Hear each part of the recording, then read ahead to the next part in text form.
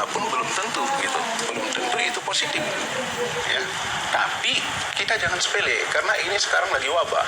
Jadi kalau ada gejala-gejala seperti itu, kita pernah satu bus dengan yang positif COVID ini. Ya, ini kita ada penelpon ya dokter ya. Okay. Yang ini bisa dengan Bapak Nofri dari Sukarami. Halo, selamat pagi Bapak.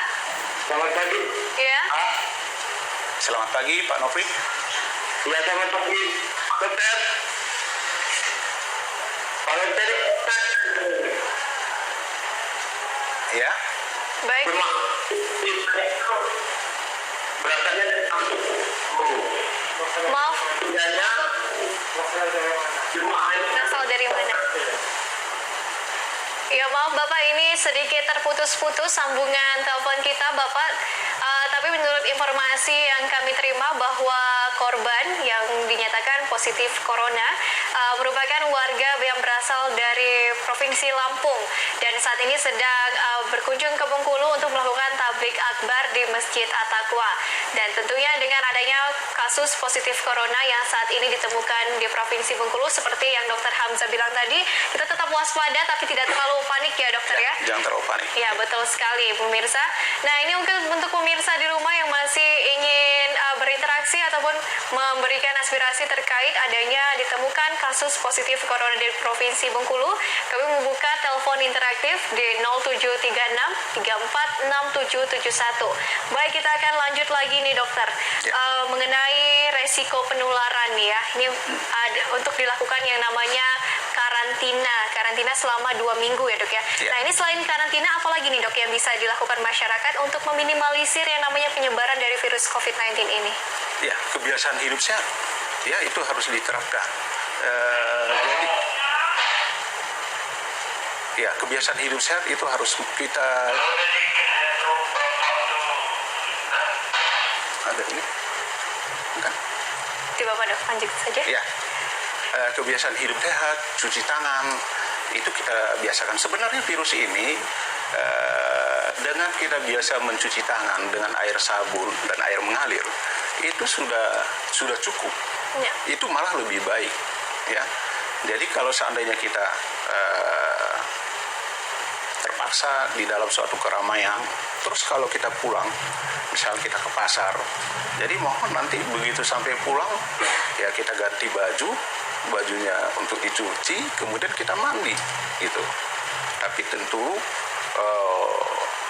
kita akan tahu nih, kita ada nggak kira-kira kemungkinan terpapar itu, ya kan? Makanya itu harus dijaga, jarak itu harus dijaga, social distancing itu harus dijaga.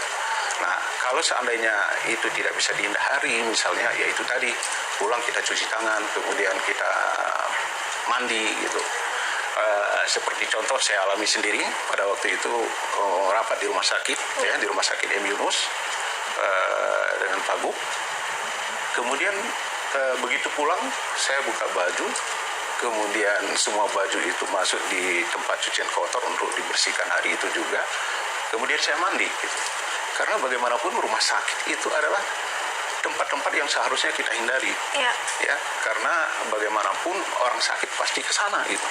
Jadi makanya untuk masyarakat kalau tidak perlu ke rumah sakit tidak usahlah datang ke rumah sakit, ya, kalau tidak perlu sekali. Ya. Demikian. Iya, ini juga yang disampaikan Dr. Hamzah tadi, pemirsa, sesuai dengan kalau tenaga medis itu merupakan garda terdepan ya dok ya untuk menangani virus COVID-19 ini, tentunya memiliki kekhawatiran sendiri. Tapi yang seperti Dr. Hamzah bilang tadi, yaitu untuk menjaga kebersihan nih. Dari yang mencuci tangan itu adalah yang paling dasar ya dok ya? Paling dasar, betul, ya. Ya, paling dasar, ataupun kita sudah habis bepergian, meskipun saat ini tidak dianjurkan terlebih dahulu untuk bepergian, tapi setelah sampai di rumah minimal ya berganti pakaian dan mandi kalau bisa dok ya, untuk tetap menjaga kebersihan dari tubuh kita. Ya, ini kita terhubung dengan salah satu penelpon kita. Halo. Assalamualaikum Bu. Waalaikumsalam Pak Dedi. Pak Dedi. Dari harga Makmur. Iya, silakan Pak Dedi. Ini dari harga Makmur turun berbela sungkawa nih Pak. Iya Bapak. Semoga nggak terjadi lagi kan.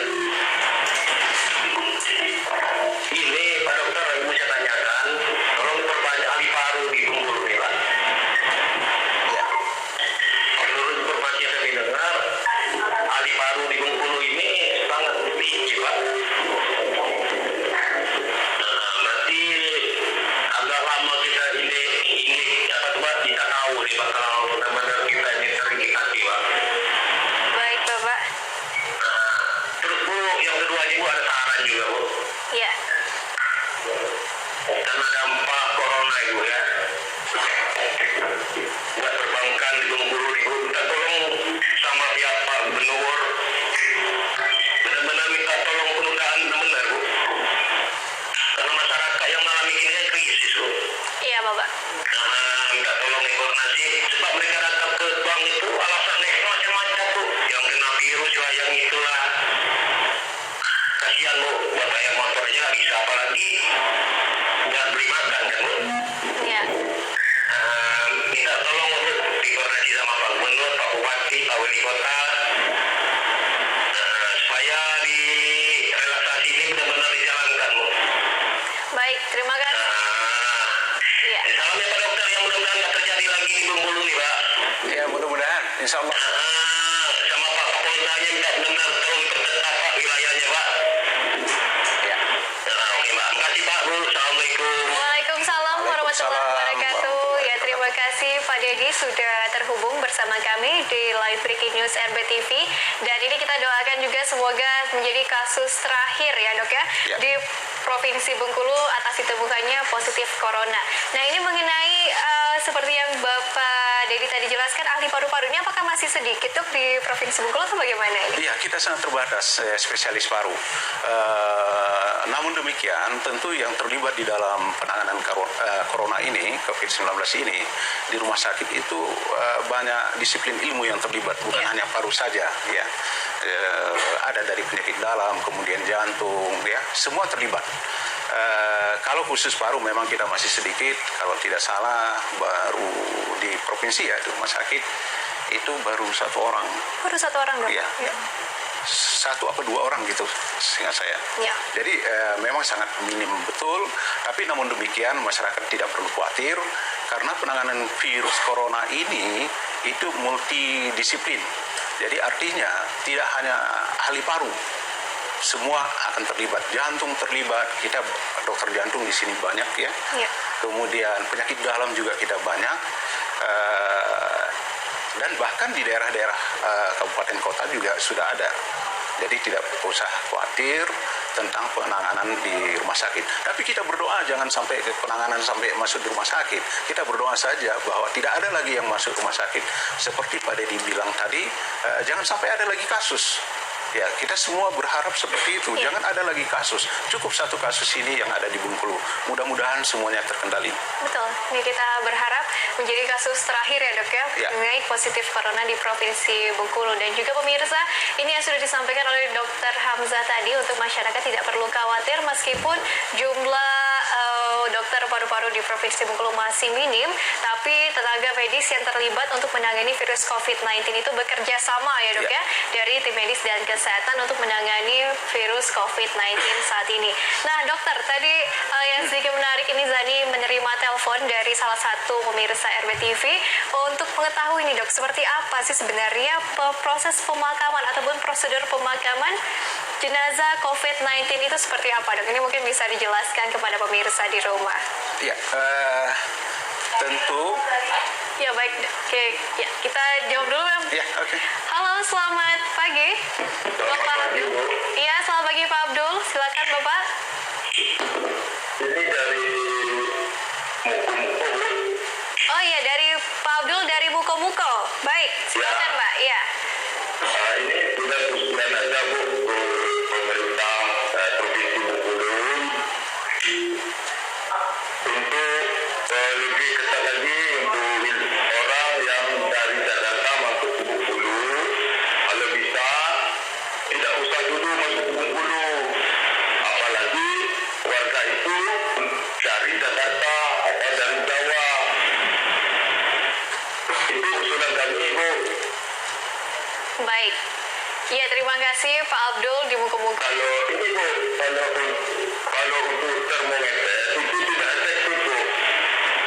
Yang lebih efektif itu adalah untuk mencegah warga yang berasal dari Jakarta atau Jawa Bu untuk masuk Bengkulu. Baik. Terima kasih Bu ya. Ya, terima kasih Pak Abdul di Muko-Muko yang telah terhubung bersama kami di Live Breaking News RBTV. Nah, Ini dok ya, kita kembali lagi nih untuk mengenai prosedur pemakaman dan juga ini mungkin bisa dilanjutkan tentang termometer tadi nih dok ya. Ini kira-kira katanya tidak efektif itu atau seperti apa ini dok? Ya, termometer memang itu sebenarnya hanya untuk seleksi secara garis besar. Iya. Karena bagaimanapun, tapi tidak spesifik. Tidak Karena spesifik. semua infeksi pasti ada demam. Termometer itu kan masalah suhu badan, ya. Jadi, Baik. Ya ini kita punya penelpon lagi, halo. oke.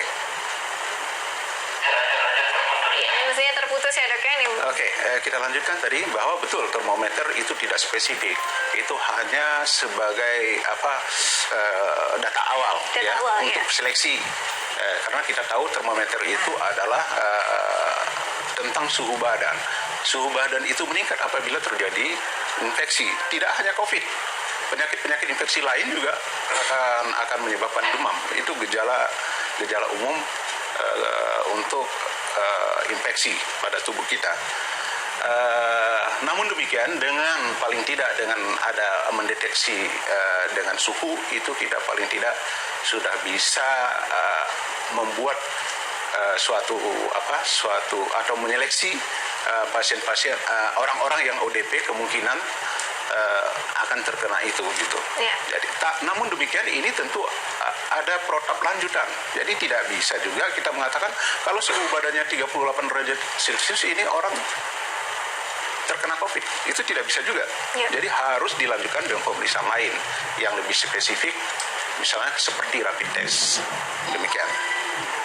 Nah, ini juga sudah dijelaskan ya oleh dokter tadi bahwa termometer itu hanya untuk mencari tahu gejala dari suhu ya dok Ya, suhu tubuh berdasarkan suhu tubuh aja nih. Dan ini jika ditemukan ada kasus seperti saat ini ya dok ya di Provinsi Bengkulu sudah positif corona dan juga sudah dinyatakan meninggal nih dok. Itu prosedur pemakamannya itu seperti apa dok dari tim medis sendiri? Ya, tentu tidak sama dengan jenazah pada umumnya. Ya. Ya, pada kasus COVID ini ada protap yang harus diikuti. Misal memandikan itu tidak boleh sembarangan. Bahkan MUI juga udah mengatakan bahwa bisa di tayamum ya. Ya, jadi tidak usah dimandikan. Tidak ya, usah dok, ya? dimandikan, Iya. ya kan? Kalaupun toh itu misalnya dimandikan, karena kita kan juga belum tahu ya itu positif atau tidak ya. Betul.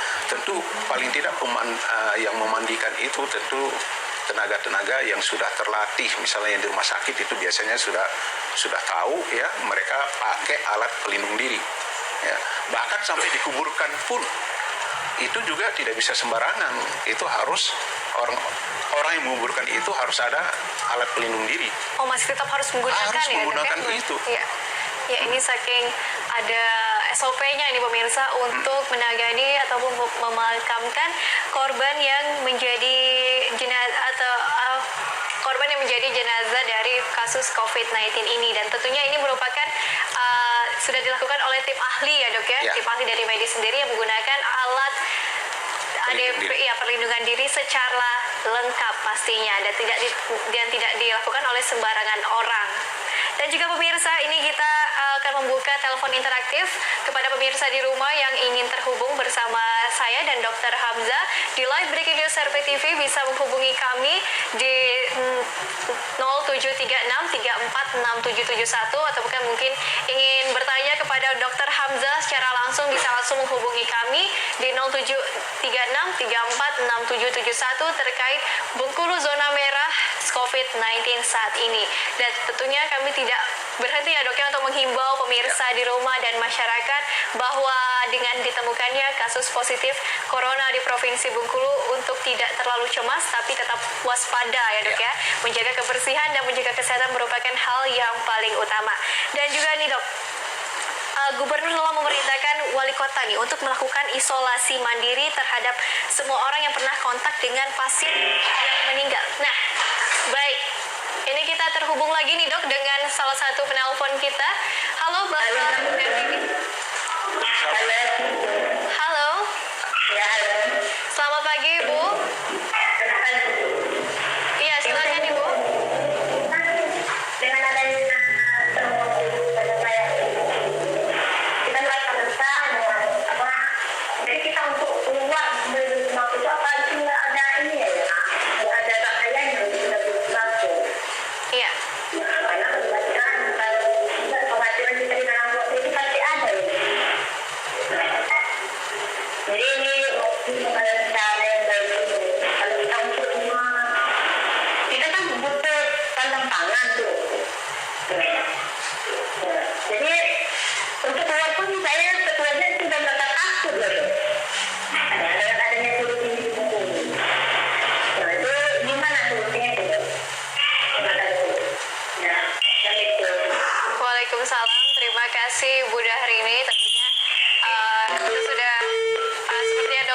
tadi bilang ya dok ya, mungkin itu adalah kebijakan yang akan diambil oleh pemerintah terkait apa yang harus dilakukan mengenai sandang pangan yang akan diterima oleh masyarakat terkait untuk mengisolasi diri di rumah ya dok ya, demi meminimalisir yang namanya penyebaran dari virus COVID-19.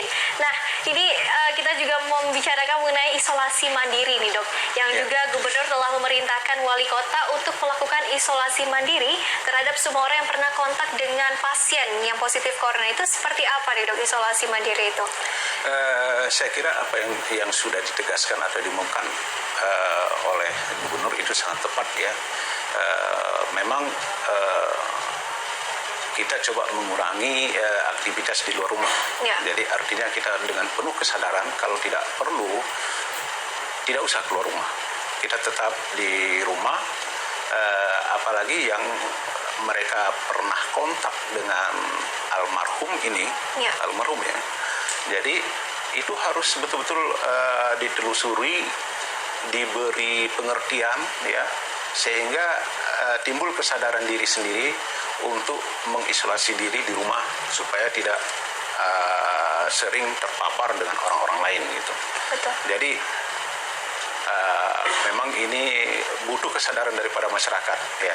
Masyarakat, seluruh lapisan masyarakat itu harus betul-betul menyadari bahwa kita harus menghindari diri dari keramaian.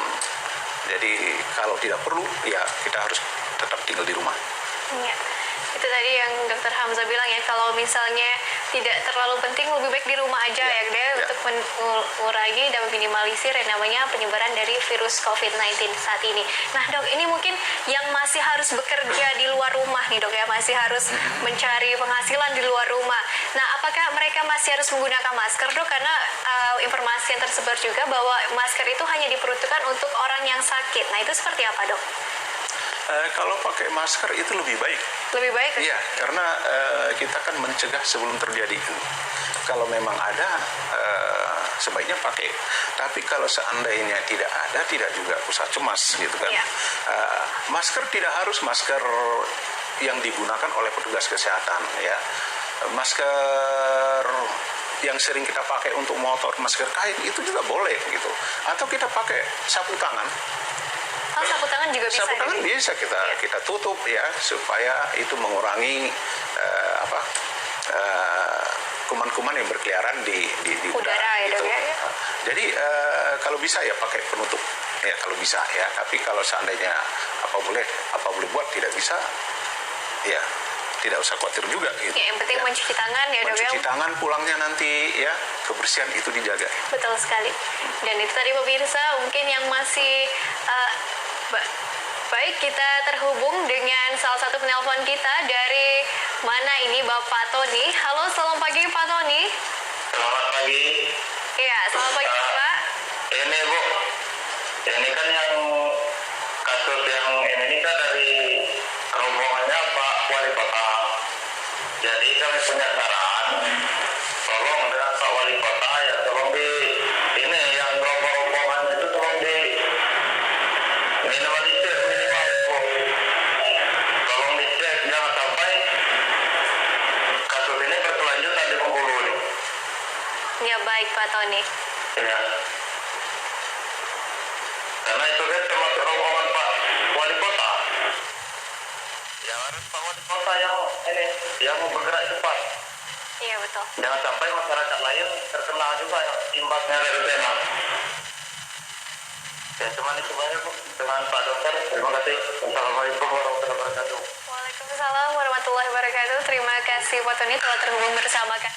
Ini mungkin merupakan respon cepat ya dari masyarakat terkait adanya ditemukan kasus positif corona di Provinsi Bengkulu. Nah ini mungkin kita akan menunggu ya dok ya, apakah kebijakan dari pemerintah, apakah Bengkulu harus dilakukan lockdown atau tidak nih. Dan yang paling penting tadi menurut Dr. Hamzah yaitu untuk kita bisa mengisolasi diri dahulu di rumah selama 2 minggu jika tidak terlalu penting lebih baik tidak usah dulu berpergian ya dok ya, dan menjaga kesehatan. Untuk mereka yang masih harus bekerja di luar rumah, untuk sebisa mungkin menggunakan masker, dan ini mungkin tidak harus menggunakan masker seperti tenaga medis, tapi bisa dengan masker kain seperti sapu tangan ya dok ya, itu bisa juga digunakan. Dan jangan lupa untuk mencuci tangan sebelum dan sesudah beraktivitas.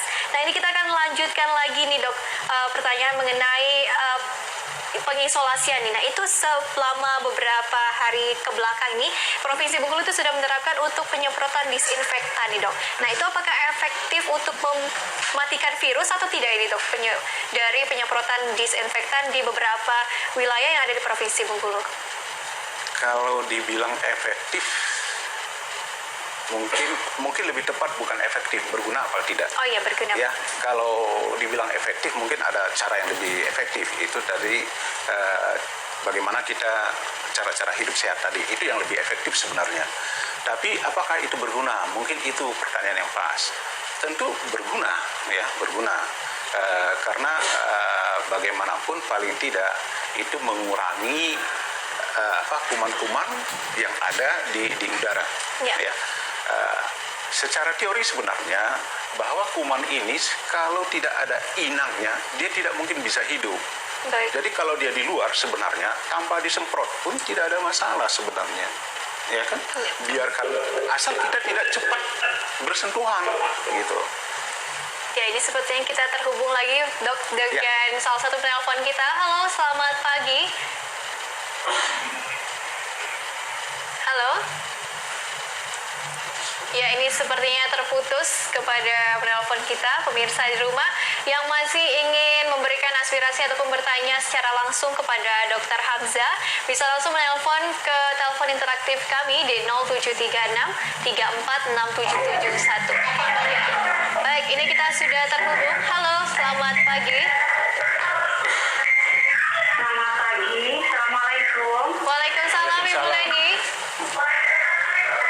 Oh ya, ini sekalian dek, dan juga Bapak Bapak Dokter. Ya.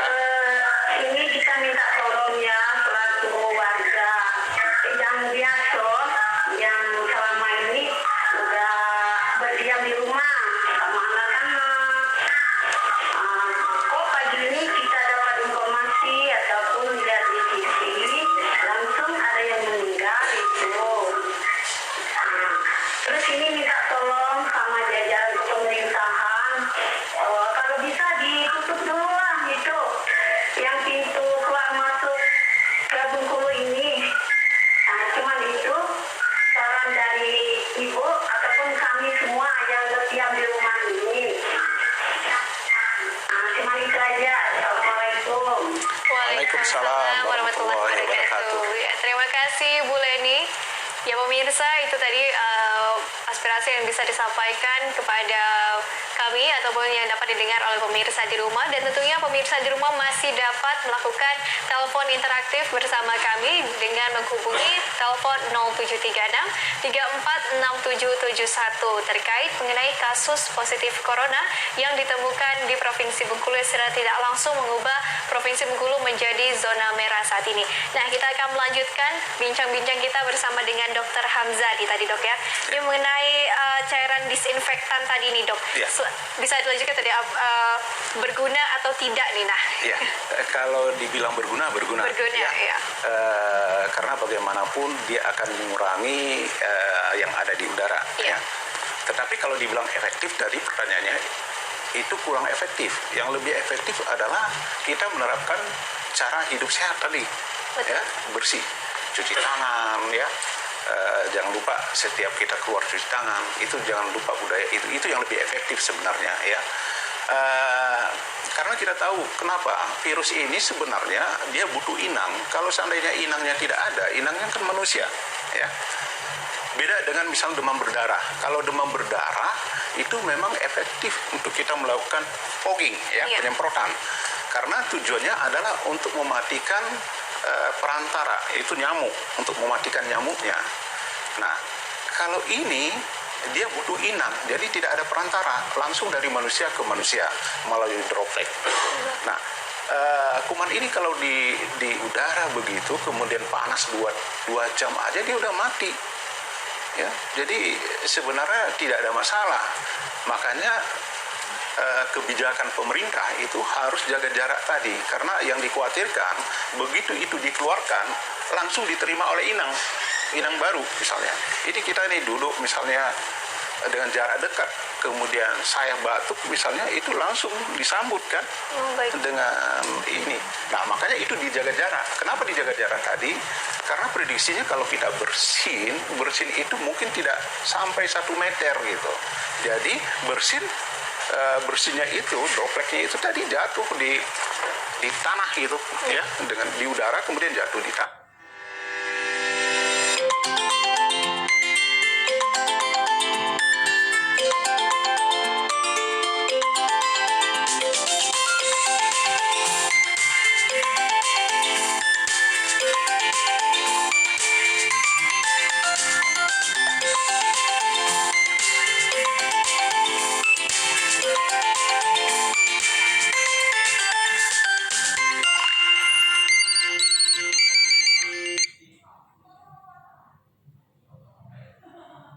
Disinfektan. Oh ya, yang disemprot Iya, disinfektan ya dok itu ya. sebenarnya yang keliru gitu. Kita terlalu khawatir. Iya. Justru itu berbahaya. Ya, kita disinfektan masuk di dalam suatu, terus pulang ke rumah mandi, selesai. Ya, itu lebih baik. Dan kita tidak terpapar dengan zat-zat kimia seperti itu gitu. Iya. Ya. Ini mungkin yang betul yang dikatakan Dokter Hamzah tadi, ini malah orangnya yang disemprot oleh Iya. disinfektan ya dok ya. Ini sedikit keliru pemirsa. Yang paling penting kita adalah dengan menjaga kesehatan diri sendiri dulu dan menjaga kesehatan tubuh ya dok ya. Iya. Sesuai dengan anjuran pemerintah menerapkan yang namanya social distancing nih, karena yang sudah dijelaskan oleh Dokter Hamzah tadi, kalau tidak ada inangnya, ini virusnya tidak bisa bakal berkembang nih, dan itu bisa meminimalisir yang namanya penyebaran virus COVID-19. Dan juga ini banyak ya dok ya, ini masyarakat udah mulai berjemur nih, mulai menerapkan kalau misalnya pagi-pagi itu harus berjemur katanya, kalau biar virus-virus yang ada di tubuh itu bisa mati dengan sinar matahari. Itu apakah benar dok? Ya, ada 2 manfaat sebenarnya kalau kita berjemur ya, tapi jemurnya tentu ada waktu-waktu tertentu. Iya. Baik, kita terhubung dulu ke penelpon Ya. kita dok ya. Halo, halo, selamat pagi Bu Eka.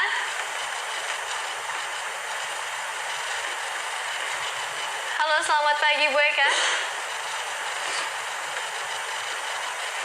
Ya, sepertinya ini terputus ya. Baik, Pak pemirsa, ini kami masih menunggu telepon interaktif dari pemirsa di rumah. Untuk yang ingin bertanya kepada Dr. Hamzah ataupun menyampaikan aspirasinya bisa langsung menghubungi kami di telepon interaktif 0736346771. Dan ini kita lanjutkan lagi nih dok, mengenai berjemur ini ya. Ya. Itu seperti apa nih dok? Ya, sebenarnya ada 2 manfaat kalau kita berjemur, tapi tentu kita tidak berjemur itu dari pagi sampai sore, itu Ya. juga tidak baik untuk kulit ya. Jadi ada waktu-waktu tertentu. Ya. Jadi 2 manfaat itu tadi apa? Pertama adalah tubuh kita terpapar dengan sinar matahari. Kalaupun ada yang nempel tadi COVID tadi, itu akan matikan. Betul. Yang kedua adalah kita mendapat cahaya sinar pagi itu yang bisa merubah menjadi vitamin D ya di dalam tubuh, itu sangat bagus ya, dari sinar ultraviolet ya. Betul. Jadi itu sangat bagus. Tapi ada waktu-waktunya, karena kita tahu sinar ultraviolet ini ada 2 macam, gelombang pendek dan gelombang panjang gitu. Nah, ilmu ini kan berkembang terus ya. Dulu kita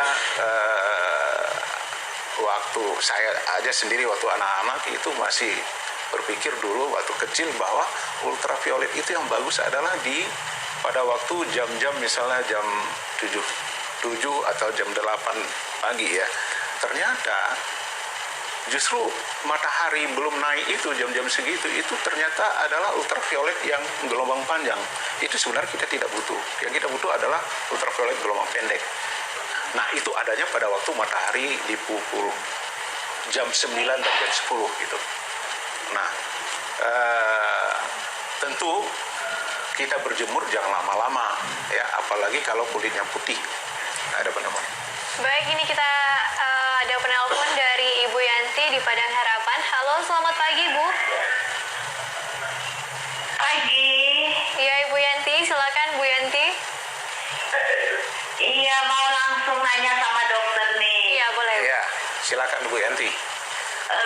kebetulan kita kan punya salon kecantikan yang selalu berhubungan dengan klien gitu kan. Ya. Orang-orang banyak itu sebaiknya kalau menurut